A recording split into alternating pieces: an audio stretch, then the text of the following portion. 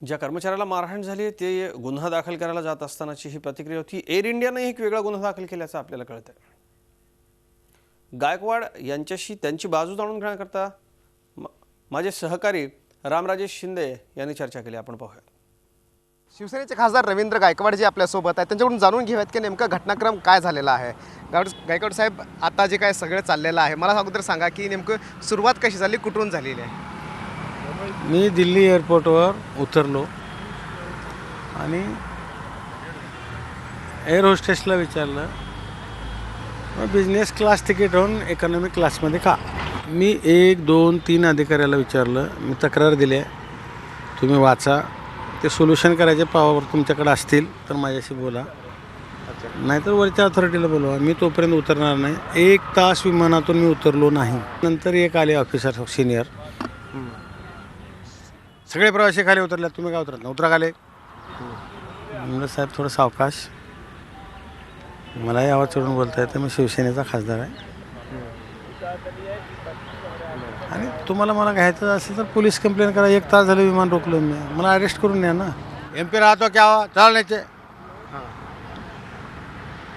मैं बोला साहब अभी तो आवाज़ कम करके बात करो, मोदी को कंप्लेंट करूँगा। मारले एक कर्मचारी, मोदी म्हणतो, अच्छा, प्रधानमंत्री जी के पास कंप्लेंट करूँगा म्हटलं पाहिजे ना। मारलं एक, काय चुकलं? माझी जर चूक असेल तर एअर इंडियाच्या मोठ्या कर्मचाऱ्याला मारले म्हणून त्यांनी एअर इंडिया बंद केलं असतं स्ट्राईक। हे 11 वाजता झाले, 2 वाजता मेसेज आला तुमच्याकडं, मी नाही सांगितलं। 2च्या नंतर मीडियावालेच मला विचारलेलं, मी उत्तर देतोय। अच्छा, दमदाटीचा कुठं प्रयत्न झाला आहे? कुणावर? माझ्यावर?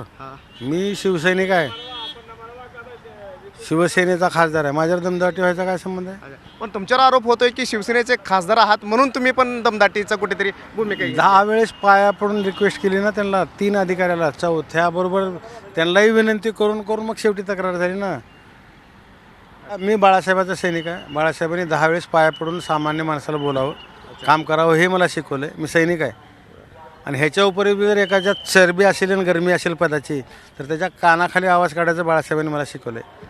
आता यानंतर मी अध्यक्षाला पत्र दिलं आहे, माझा अवमान केला आहे म्हणून।